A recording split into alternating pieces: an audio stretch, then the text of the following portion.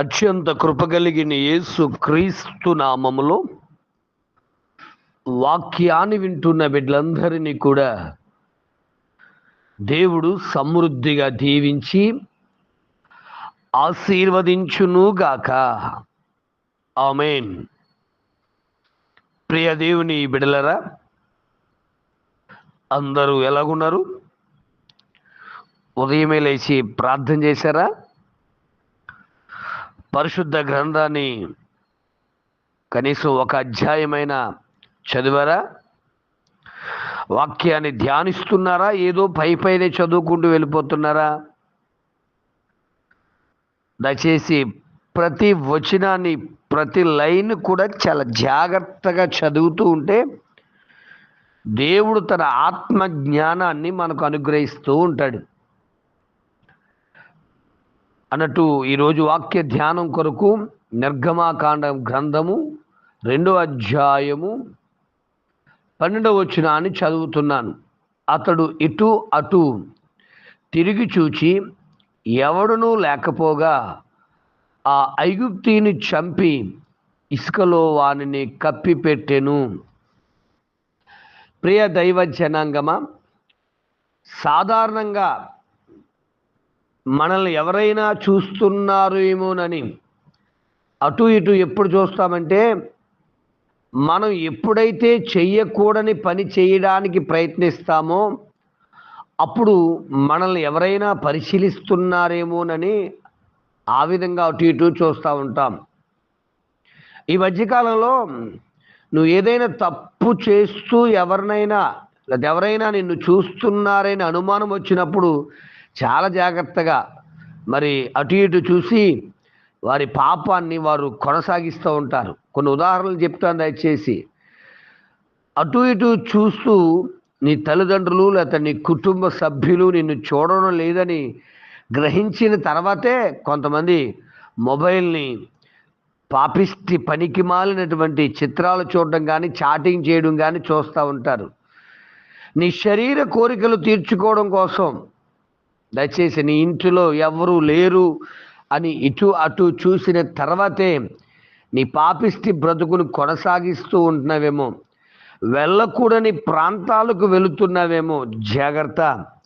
ఇక్కడ మనం చదివిన భాగం మనం చూసినప్పుడు ఇటు అటు చూస్తూ మోషే గారట మరి ఆ ఐగుప్తిని అంటే ఇంకెవ్వరూ చూడలేదు అని నిర్ధారించుకున్న తర్వాతే అతడు ఐగుప్తిని చంపినట్టుగా చూస్తున్నాం. మోషేకి తెలుసో లేదో కానీ ఈ భూమి మీద ఉన్న మనుషులను కళ్ళు కప్పొచ్చేమో కానీ దేవుని కళ్ళు మాత్రం మనం కప్పలేము. ఎందుకంటే ఆయనే మనలను సృజించెను, ఆయనే మనకు కనుదృష్టి ఇచ్చెను. మనకు కళ్ళు ఇచ్చినోడు ఆయన మనల్ని చూడడండి. ఆలోచన చేయండి దేవుని బిడ్డలారా, ఆలోచన చేయండి దయచేసి. పొతిఫరు భార్య తన ఇంటిలో ఎవరూ లేరు అని నిర్ణయించిన తర్వాతే యేసేపును పాపము చేయమని ప్రోత్సహిస్తుంది, మాటల చేత ఇబ్బంది పెడుతుంది. ఎవరు లేరు అనుకుంటుంది, కానీ యేసేపేమని, అమ్మో దేవుడున్నాడు, దేవుడు చూస్తున్నాడు. దైవ జనాంగమా, నీవు కూడా దయచేసి వాక్యాన్ని వింటున్నప్పుడు నువ్వు చేస్తున్న ఆ పాపపు పనులు కానీ గుర్తొస్తున్నాయేమో. నీవు కూడా కొన్నిసార్లు ఇటు అటు చూస్తూ ఎవరు లేరని తర్వాతే నీ పాప జీవితాన్ని కొనసాగిస్తూ ఉన్నావేమో. బయటి వారిని, పనికి మాలిన వారిని నీ ఇంటికి ఆహ్వానిస్తూ నీ ఆధ్యాత్మిక జీవితాన్ని చెరుపు చేసేటట్లుగా ప్రవర్తిస్తూ ఉన్నావేమో. నీ తల్లిదండ్రులు ఎవరినైతే నీ ఇంటికి తీసుకురావద్దన్నారో, నీ తల్లిదండ్రులు ఎవరితో అయితే సహవాసము చేయొద్దన్నారో, మరి ఇటు అటు చూస్తూ నీ సహవాసాన్ని కొనసాగిస్తున్నావేమో. జాగ్రత్త. దేవుడు చూస్తున్నాడు. కొంతమందికి దేవుడికి ప్రార్థన చేస్తే ఆలకిస్తాడు అనే మంచి ఆలోచన ఉంటుంది.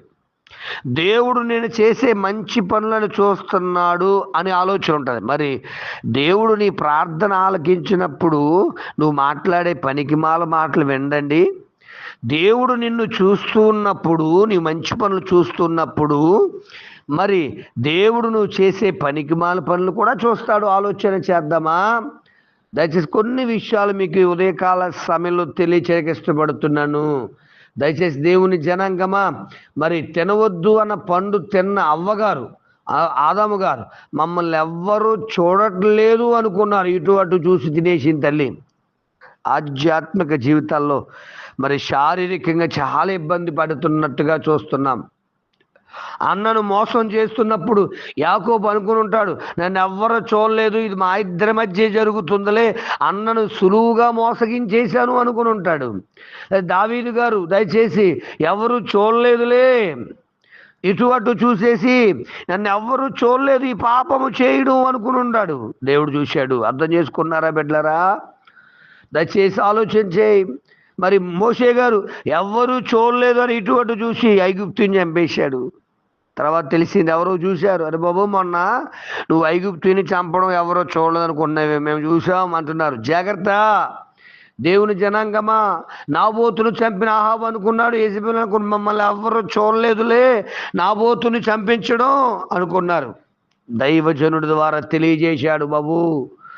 దయచేసి మరి బంగారపు కమ్మిని దాచేసుకున్న ఆకారం అనుకుంటాడు, నన్ను ఎవ్వరూ చూడలేదులే అనుకున్నాడు.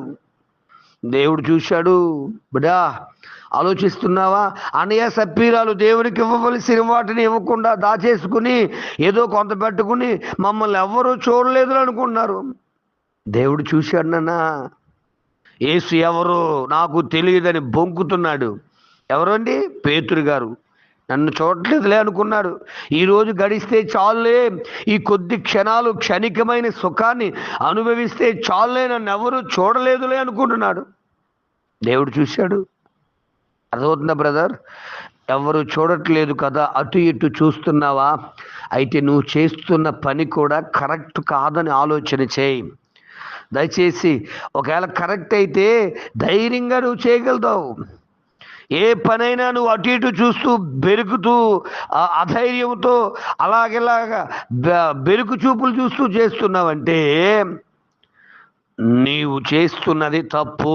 దొంగోడు దొంగతనానికి వెళ్ళినప్పుడు ధైర్యంగా వెళ్ళిపోడాడు, అటు ఇటు చూసుకుంటాడు, ఎవడు వస్తున్నాడా ఎవడు రావట్లేదని. అలాంటి చూపులు, అలాంటి ఆలోచనలు, అలాంటి తలంపులు కలిగి ఉన్నావా? అయితే జాగ్రత్త. నీ పాపము నిన్ను పట్టించి నీ జీవితాన్ని నాశనం చేయకముందే, నిన్ను అవమానించక ముందే ప్రభు వైపు చూస్తూ, దేవుని వైపు చూస్తూ, మరి నీ విశ్వాసమును కర్తయు కొనసాగించుడైన యేసు వైపు చూస్తూ ముందుకు సాగు. ఒకవేళ ఇంతవరకు నువ్వు అటు ఇటు చూస్తూ ఎవరు చూడట్లేదులే అని నీ పాపాన్ని కొనసాగిస్తే ప్రభు దగ్గరకు వచ్చి క్షమాపణ పొందుకో. తప్పకుండా దేవుడు నిన్ను క్షమించి ఆశీర్వదిస్తాడు. అటువంటి కృపా దైవ సహాయము దేవుడు మనకు అనుగ్రహించును గాక. ఆమేన్. పరమ తండ్రి నీకు స్తోత్రాలు. ఉదయకాల సమయంలో ఎందుకో చాలా స్పష్టమైన మాట మాట్లాడుతున్నాం. మోషే గారు ఇటు అటు చూసి ఎవరు చూడట్లేదులే అనుకుని ఐగుప్తిని చంపినట్టుగా చూస్తున్నాం. ఈరోజు మేము కూడా అనేక సార్లు ఈ వాక్యాన్ని వింటున్న బిడ్డలు కూడా ఎవరైనా అటువంటి ఆలోచనలు కలిగి దేవుడు చూడట్లేదులే, నన్ను ఎవడు చూడలేదులే అనుకుంటూ తమ పాప జీవితాలు కొనసాగిస్తూ ఉంటే ఈ వాక్యాన్ని విన్న తర్వాత అయినా సరిచేసుకోవడానికి, ఆ పనికి మళ్ళీ పాపము, ఆ పనికి మళ్ళీ అబద్ధాలు, ఆ పనికి మళ్ళీ చెత్త వీడియోలు, ఆ పనికి మళ్ళీ చెత్త సంభాషణలు, ఆ పనికి మళ్ళీ వారితో సంబంధ బాంధవ్యాలు విడిచిపెట్టి నీతో సహవాసం చేస్తూ ఆశీర్వాదాలు పొందుకునే కృప దయచేసి దీవించి దీవెనకరంగా మార్చి భద్రపరచమని యేసు నామమున అడుగుచున్నాను తండ్రి. ఆమేన్. ప్రార్థన అవసరం కొరకు నా సెల్ నంబర్ 9866958571. ప్రభు కృప మీకు తోడుగా ఉండును గాక. ఆమేన్.